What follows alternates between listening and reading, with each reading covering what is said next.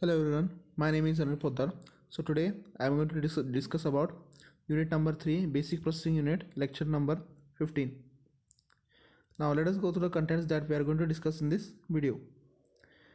We are going to discuss about how to fetch a word from a memory as well as how to storing a word in a memory. First we'll see how to fetch a single word from a memory. Now, to fetch a word of information from the memory, first the processor has to specify the address of the memory location where information is stored and request a read operation. So, if you want to get, suppose a memory data is stored in a memory. So, if you want to fetch the data, first we should get the address of the data, means where the data is present, the location of data in the memory. So, once we get the location, we can get a request a read operations. So without getting the address we can't fetch a data. It is applicable when information to be fetched represents whether it is an instruction in a program or an operand. Now the processor transfers the required address to the MER. So once the processor gets the address where data is stored, that is the instruction which is to be executed, so the required address will be stored in the MER, that is memory address register. Now whose output will be connected to the address lines of the memory bus. Now at the same time the processor uses the control lines of the memory bus to indicate that a read operation is necessary. Means once it had got the address of that data, that address is transferred by the processor into the memory address register. So memory address register contains the address of that instruction or data which is to be executed. Now the whatever the output of the MER will be connected to the address line. Now simultaneously it will also processor use your control lines, that is to indicate that it requires a read operations. Now once it has requested, when the requested data are received from the memory bus, they are stored in register MDR. Now once the request for read operation is sent, okay, now if it is received by the processor, so when the data is received from that address, so that data will be stored in register MDR. Now first what we have done is we have stored the address of that instruction in MER and we have sent a read operation. So once read operation, if we have requested, then it can, once it received the data from the memory, so that data from memory will be stored in register MDR. So once data is stored, it can be transferred to other register in the processor. The connections for string MDR. Now how memory data register looks, that is how data transfer takes place in MDR. Now register MDR has 4 control signals. As MDR in, MDR out, MDR IN, EN, MDR RA out. Has 4 control signals, that is MDR in, MDR out, MDR in E, MDR out E. Now MDR in and MDR out control signals the connection to the internal bus. So these both are get connected to the internal bus or internal processor, whereas MDR in E and MDR out E control the connection to the external bus. So there is internal bus as well as external bus. Now during memory read and write operations, the timing of the internal processor operation must be coordinated with the response of the address device on the memory bus. Now the processor completes one internal data transfer in one clock cycle. Now to manage the variability in response time, okay, the processor waits until it receives the information indicating that read operation has been completed. Now whenever we request a read operation, how to confirm that whether it is ready to accept the read operations. So for that purpose, memory function completed is used for this purpose. It is called as MFC. So the address device sets MFC signal to 1, which means indicates that contents of the specified location have been read. So when it indicates 1 means it comes to know that the processor comes to know that the contents of the specified location have been read. and are available on the data lines of the memory bus.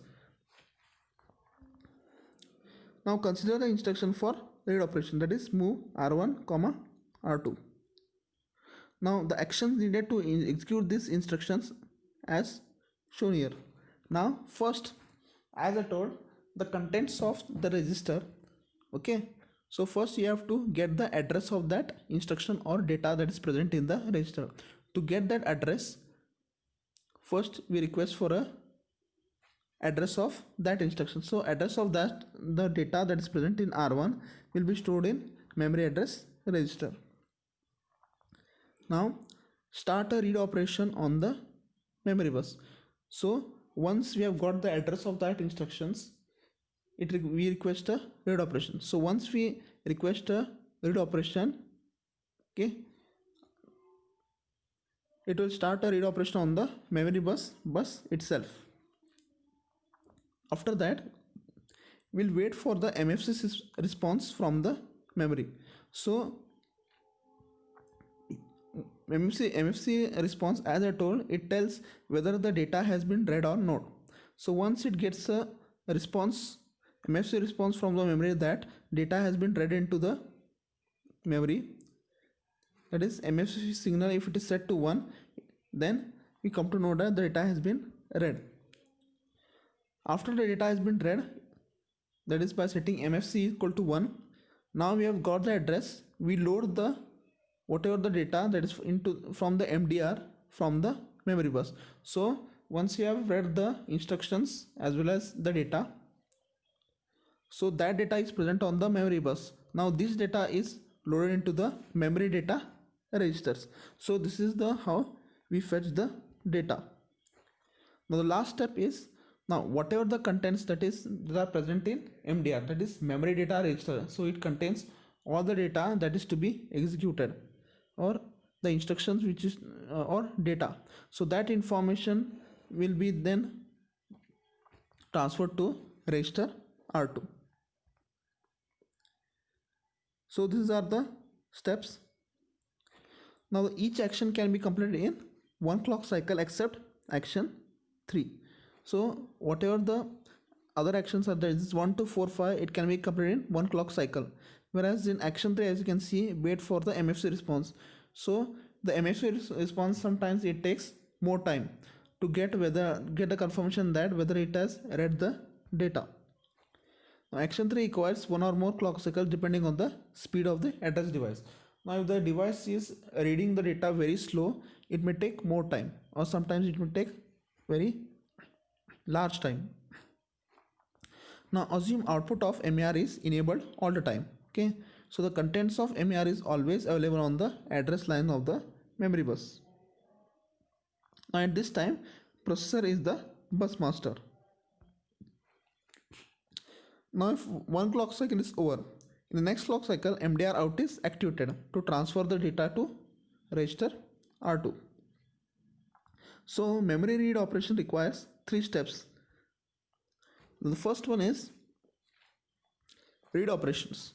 So whatever the data, that is contents that are present in register R1, will be read into, that is the address will be read into memory address register, that is MER in, that is the address of the data present in register R1 will be stored into MER.